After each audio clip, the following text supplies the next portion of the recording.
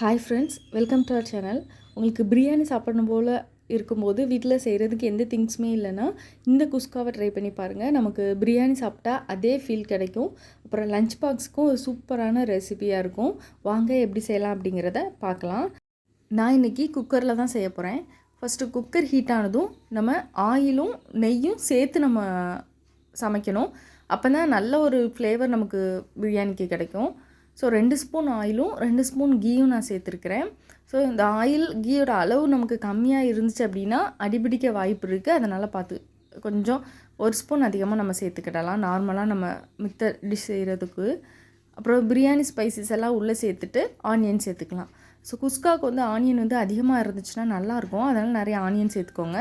So onion நல்லா பொன்னிறமாக வதங்கணும். 1 ஸ்பூன் அளவுக்கு கல்லுப்பு இதனோடையே நான் சேர்த்துருக்கிறேன்.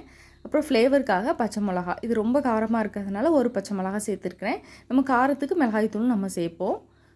இது கூட நம்ம ஒரு கை அளவுக்கு புதினாவும் கொத்தமல்லியும் சேர்த்து குட்டி குட்டியாக கட் பண்ணி போட்டுக்கலாம்.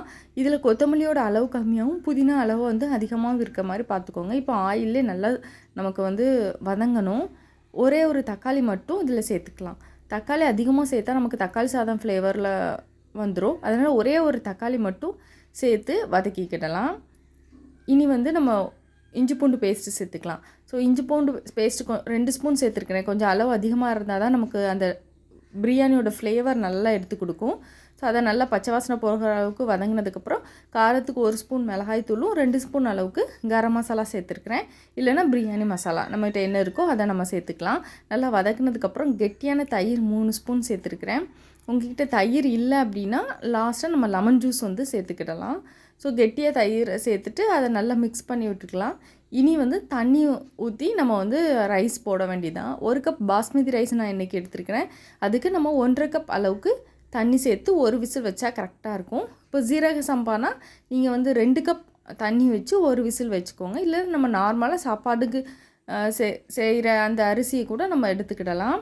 இப்போ தண்ணி கொதித்ததுக்கப்புறம் நம்ம ரைஸ் போடலாம். ஸோ இதுக்கு வந்து ஆனியன் ரைத்தா அப்புறம் எக் ரோஸ்ட் ரொம்பவே நல்லாயிருக்கும். அது பாயில்டு எக்கு கூட நல்லாவே இருக்கும். ஸோ கொதித்ததுக்கப்புறம் தான் நம்ம வந்து ரைஸ் போடணும். ரைஸ் போட்டதுக்கப்புறம் தான் நம்ம உப்பு காரம் கரெக்டாக இருக்கான்னு செக் பண்ணிக்கோங்க.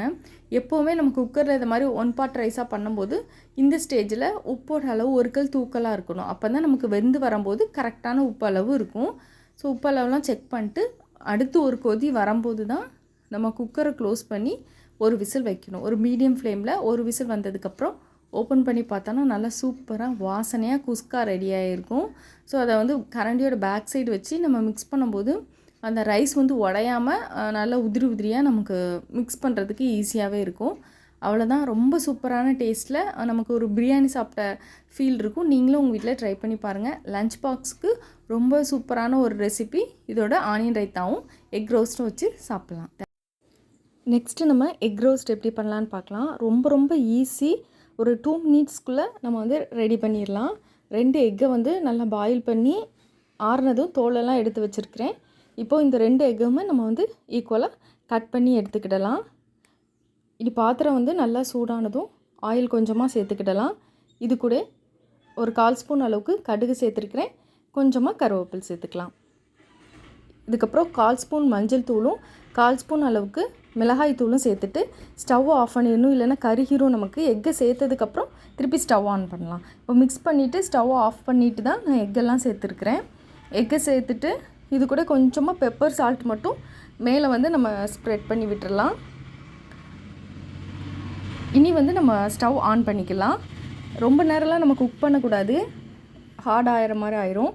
ஸோ 1 நிமிஷம் வெந்ததும் திருப்பி போட்டு இப்போது நம்ம வந்து உப்பு பெப்பரும் எல்லா இடத்துலையும் நல்லா படுற மாதிரி ஸ்ப்ரெட் பண்ணி விட்டுடலாம். இன்னும் 1 நிமிஷத்தில் நம்ம வந்து ஸ்டவ்வை ஆஃப் பண்ணிட வேண்டியதான். அவ்வளோதான், சூப்பராக எக் ரோஸ்ட் ரெடி ஆகிட்டு நீங்களும் இந்த மெனுவை ட்ரை பண்ணி பாருங்கள்.